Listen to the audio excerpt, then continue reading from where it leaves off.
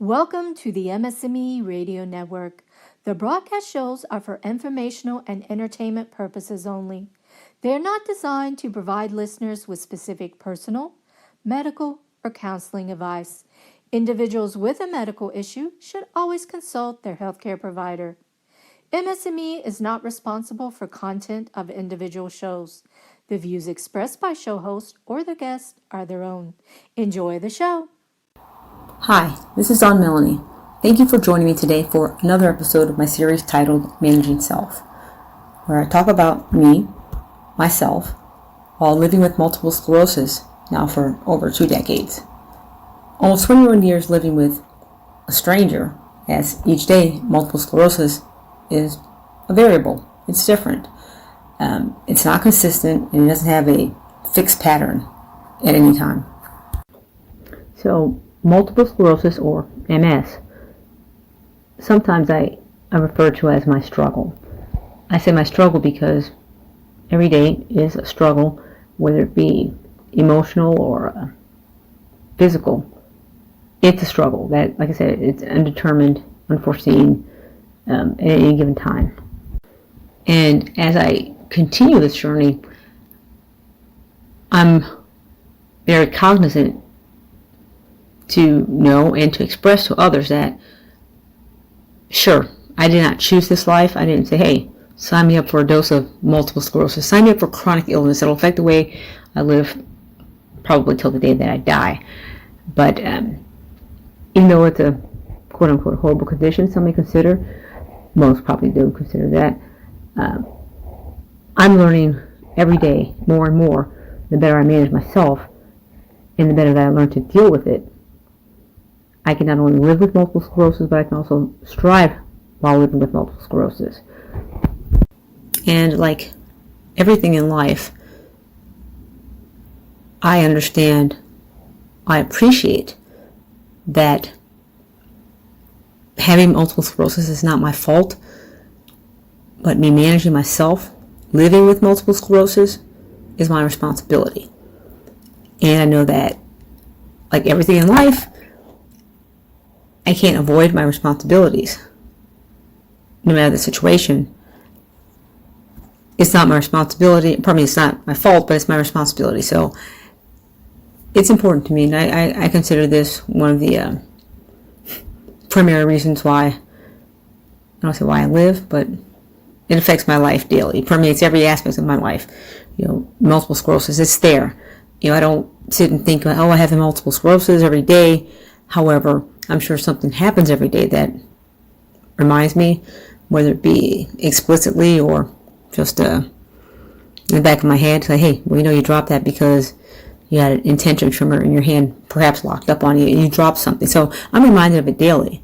But because of that, I know that it's my responsibility to manage myself so that I can live the best life possible with it. And I want to point out that no, I do not have a formula to living some grand life with multiple sclerosis. However, I do have an algorithm that I employ daily, and that is to do something. I don't know if what I'm doing is the best that I should do for any situation, but I know that to do something is better than doing nothing. And, we often, I'm sure most of you are familiar with Nike's slogan, just do it. I said that's fine and dandy. However, I'm more of a believer in do something. In other words, don't be lazy. I believe Maya Angelou said it best when she said, to know when I know better, I do better. And, we don't have the answers now, but over time we do learn more. Knowledge is power. We get more knowledge, and that will affect how we, the trajectory of our lives going forward. I think it's funny. I just saw this just now. Was it the Surgeon General, U.S. Surgeon General, back in the 70s, I believe, when I was a kid, that ubiquitous slogan or warning on cigarette packs. It said, the U.S. Surgeon General warns that smoking may cause cancer, I believe, or something like that. Even though we heard it oftentimes over and over again, people still continue to smoke. Restaurants still allowed cigarettes. Yeah, cigarettes was just the way to go. It was promoted on television, on movies. All the actors and actresses smoked, pretty much nonstop. I recall my childhood physician. Actually, she delivered me and my 3 siblings. I remember going to her office, through the age of 17 when I graduated high school, and she smoked. She and her nurse smoked, and never thought twice about it. I knew that my mom didn't smoke at home because my dad and I didn't like it, but my doctor smoked all the time. While she's giving exams and things like that, not a big deal. So, yeah, that was a way of life, I guess. But things have changed like this. So when I say, yeah, we can kind of, what's it? Well, I think last week I said, row, row, row your boat. The emphasis like, hey, row, row, row. Like, keep moving, row your boat. That movement is what I'm talking about. Is when I say, do something. Let's not be stagnant. And me managing my multiple sclerosis is, I think I've gotten better with time because I'm less stagnant. I'm very much I take action, whereas before I may wait till something happens. Now I understand that it's important to take action before a situation arises. Stagnation, it can be painful. You get comfortable and just kind of, complacent, but oftentimes it's not the best. It's not the best for, I know it's not the best for me with my MS. If I sit down on my butt all day, I'm going to feel lethargic and not want to move. I mean, it's bad enough to have MS and have I have my fatigue is, MS fatigue is greater than any normal fatigue, but I know if I sit on my butt and not move, it's only going to accentuate that feeling of listlessness. So I like to stay moving as much as possible. Also know to keep in mind that even though I'm moving, and I can keep moving pretty well, that is physically on the go. However, I know it'll catch up with me because my body's it'll shut down and say, look, you've been moving for 16 hours now. It is time to go to sleep, and sit me down. I'm sleeping within like 2 seconds. So I have to respect my body. I have to respect what I know. That is, MS fatigue is serious and it's real. Even though people can't see it, it is my primary symptom. It is one of the invisible symptoms, which is the hardest to deal with because people can't see it and they don't understand why you're parking in the handicapped parking spaces up close, not to walk in the 105-degree temperatures like today when I went to lunch with some friends. They don't see that. They don't see that at all. But it's okay. It's okay because I know me, and my responsibility, or as my best friend said, my job is to take care of myself. She said that's what my job is. It's not the typical 9 to 5, but to take care of myself, respect my body, give it the good stuff, avoid the negative stuff, whether it be toxins from situations, from people, from things I eat. Stay away from those things as much as I can and partake in the good stuff. Last week I did mention I was working on my PSA or PMS, PMS, my personal mission statement. And one area that stands out to me, of course, is happiness. I want happiness. That's what I want. I want happiness. I fear not being happy. Those are some basis of where I'm going with my personal mission statement. Since I've been diagnosed with multiple sclerosis, March 1999, official diagnosis, I've been aware more and more as time goes on of what does that mean to me? Do I ignore it? Never. But I like happiness, and what do I want to do? I enjoy things that are fun and are pleasing, but I'm cognizant, aware. A lot of that's, by the way, that's also a critical point in my personal mission statement, self-awareness.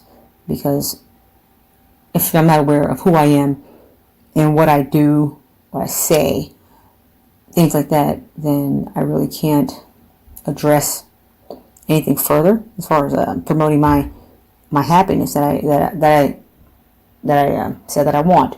So self-awareness is very critical every day. Anyways, I was saying, having multiple sclerosis, like everybody else, I want to enjoy things, and I like working out at the gym. I used to like bike riding, but I can't do that because it's too hot in Texas. 105, 110 degrees is not very conducive to a healthy life with multiple sclerosis. I know. I've had my share of negative incidents, shall I say, with biking, overheating. One of the most critical. It was on stage, competition stage, bodybuilding stage in Vegas. I had the usual, you must be drunk. I wasn't drunk. I just got overheated. I couldn't walk. I know those things. So I can't bike ride. I don't bike ride anymore. That is outside in the heat. But I do still work out. I like to work out a lot. I've never been a big junk. Well, I'll take that back. I did. I wasn't a junk food person, but now that I'm older, as I approach 50, I'm aware of, empty calories, no nutritional value there. So I do watch what I eat. You may be familiar with one of my primary, I call it pillars of my success of dealing with multiple sclerosis is food. I believe in a healthy diet, eating more than less healthy foods. Not a perfect clean eating diet, but being conscious of that, maybe a glass of wine every quarter or half glass of wine, I don't know, but not to just indulge in it on a consistent basis. Sleeping is very important to me. I try to sleep 8 to 10, sometimes 11 hours a day. Add naps in there, maybe 12. Basically, I enjoy fun, but I also am aware that I can fall victim, just like pretty much everyone can, to allow myself to partake in pleasurable things, substitutions, where I should be doing something else with my time, and maybe I should be resting. Instead, maybe I don't know, doing something. I mean, maybe doing housework that doesn't need to be done. The dishes do not have to be done every night.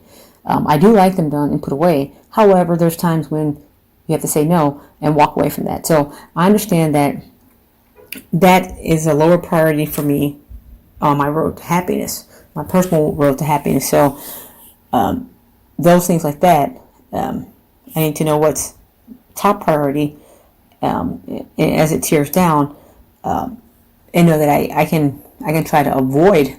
I remember I talked about avoiding my responsibilities. Me getting my sleep is much more important than me putting up the dishes at night. It really is. So I know if I don't put the dishes, they'll be there in the morning.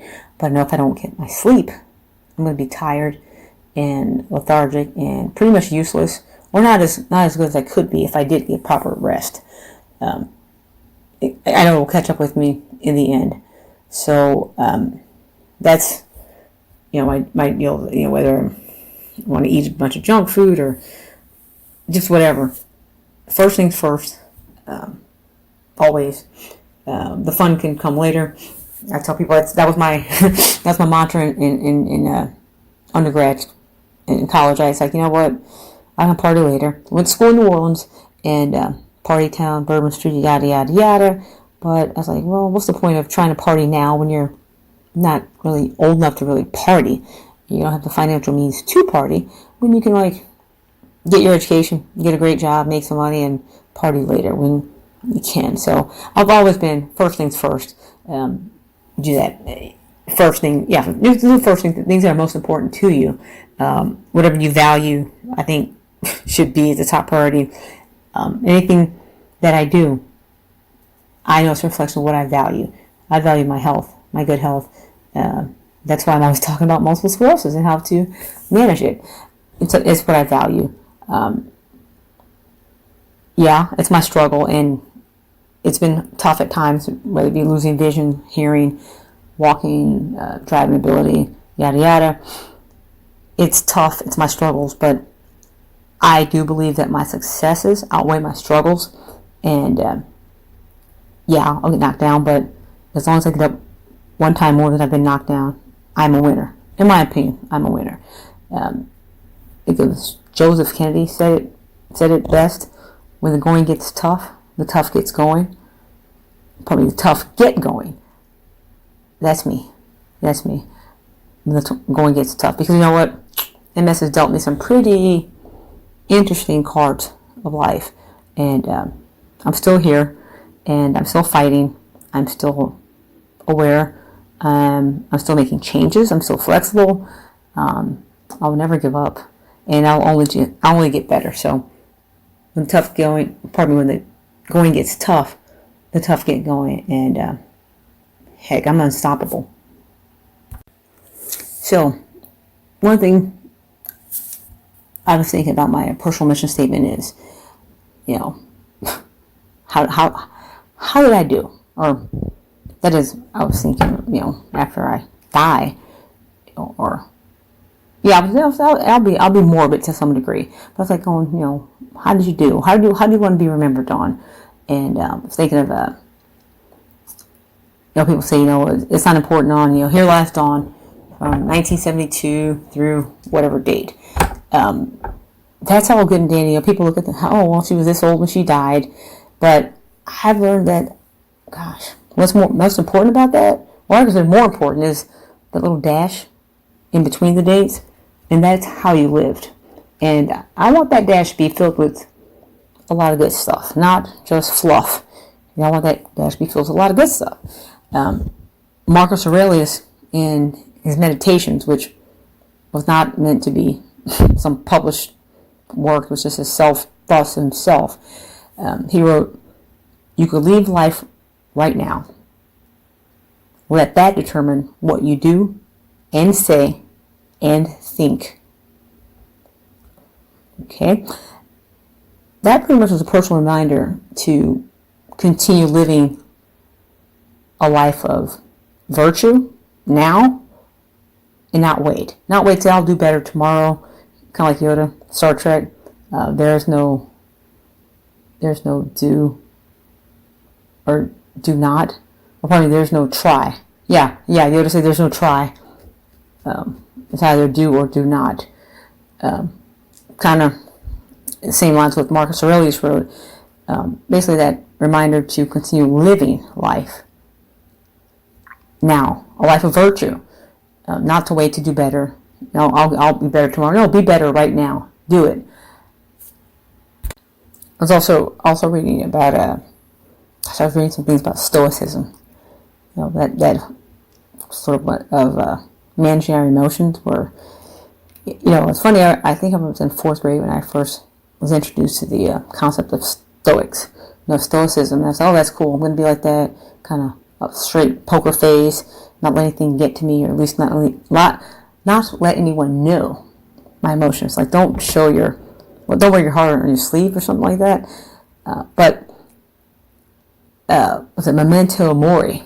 Yeah, Memento Mori. It's basically a tradition of reflecting on just that, death, mortality. Actually, see, the Latin, Memento Mori translates to Latin. It translates to remember, you will die. Wow, that's morbid. Remember, you will die. It sounds morbid, but by the way, that's an element, like I said, is in my personal mission statement, to remind myself daily. Not that remind myself that I'm going to die, but more so to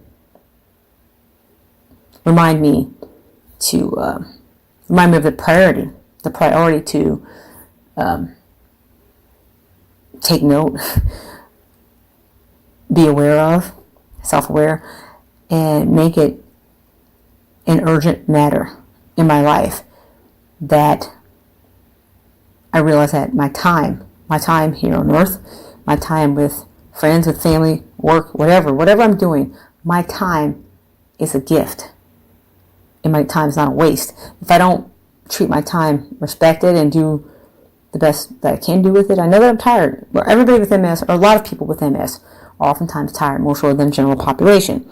I know that, And that's why oftentimes I do things in the morning. I have 110% energy in the morning.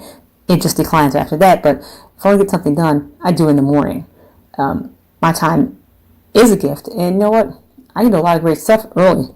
So I don't want to waste it. And I definitely don't waste it on anything that's trivial, anything that's really not that important. So kind of like washing the dishes at night, getting them rinsed and putting them in the dishwasher. That sounds fine and dandy, but better things I could be doing with my time is resting. So memento mori is, I don't know, significant to me. Remember, you will die. And because I will, I know that I will. I want to live right now. I want to live today, every day, to the best that I can. Not only live, but strive. And similar to the phrase, I know I've heard it a lot of times, play hard, or should I say work hard, play harder. Work hard to play harder. I believe in that a lot. Kind of like I said in college, I said, okay, I'm going to work hard. I'm going to go to my classes, yada, yada, do my silly schoolwork, get a PA, get the job of my choice, get the position that I want, all those sort of things. I worked hard so that I can play harder in life. It wasn't immediate gratification. Some people just want to party now, have fun now. We all like pleasurable things. I know I do. But I understand that sometimes it's important to defer that pleasure to do what's important now, things that you value, things that are important to you, things that matter. Things that can wait. I know I often go, man, I want to go to the gym. I haven't gone to the gym in probably a week and a half. Well, a week. Oh man, that's crazy. However, I know what? The gym is there. It's not going anywhere. I had some things around the house, some business related things around the house to do, so I couldn't get to the gym. It's okay. It's still there. You guys know I've often talked about fitness is super duper duper duper important to me. One of the core elements I use to manage myself with multiple sclerosis is my fitness. Yes, I work out an average 4 or 5 days a week, 2 to 3 hours each visit. That's something I do. I do it. I do it pretty much. It's pleasurable to me. I like the residual, the body, physical. People want this physically fit body as far as appearance. I tell people, hey, I look better than I am because I may look really physically fit, but if you saw my MRIs, you'd be surprised at the problems that I have, the holes in my head, the numerous holes in my head. But I don't go into that. That's kind of, I say morbid, but my point is, oftentimes people want that immediate gratification of the physically fit body and not understand or fail to appreciate that it takes time. It takes time to attain that. Not going to the gym one day, but on a consistent basis. It's like doing anything in life that we want. It's probably going to be hard. Harder for some than others, but nonetheless, the consistency is what will give us a greater chance to achieve that if we do that on a consistent basis without making up excuses. Remember, there's no try. Either we do or we don't. It's easy to say, I want pleasure. That's easy. Like, what do I want? I want happiness. I want joy. But it's also just equally important to ask yourselves, what do you want to sustain? I ask myself, what do I want to sustain, or what am I willing to sustain to achieve the happiness level that I desire? Everything in life is not free of pain. I don't believe there's a pain-free life. May not have it today, may not have it tomorrow, may not have had it yesterday, last year, last decade, but I don't think life is pain-free. And that's okay. It's okay with me. I'm like, hey, life is. As I get older, gosh, that sounds so weird. As I get older, I want to say I've learned to suck it up. You know that saying, suck it up, buttercup?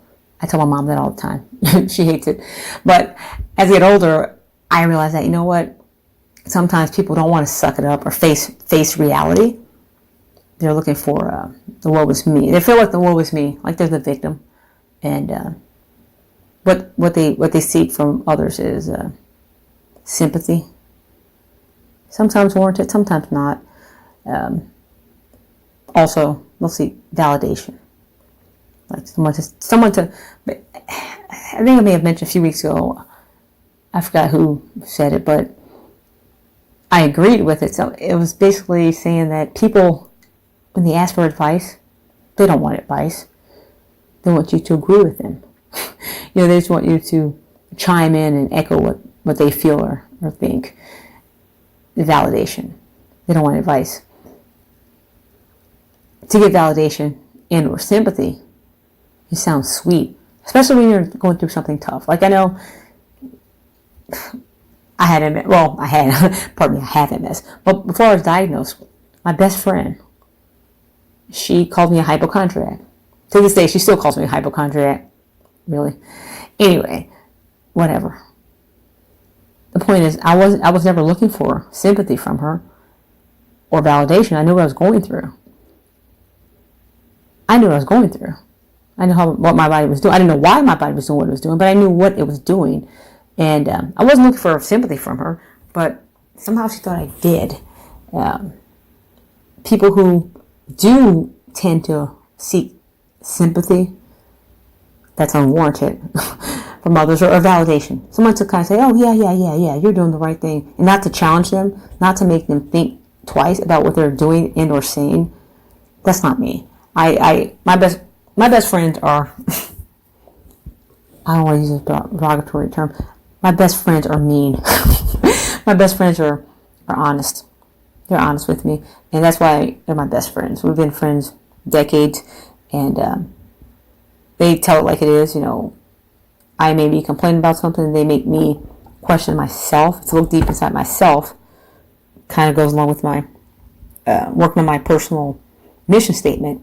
A lot of soul searching of my inner self to who I am. Why do I do the things that I do? I don't want to blame anybody else for doing what they're doing. How I'm reacting a certain way because of something. So instead of looking to seek more external validations, I'm in the process of learning my own internal validations of me, like what makes me me, and not to seek a validation from outside sources. Would it be people, places, things? Not at all, but more so me. This has been Dawn Melanie with Managing Self. I do thank you for listening and hope you'll join me next week. Until then, have a blessed day. And do remember, you can't win if you don't play. So may you all play to win and have the best lives possible with or without MS.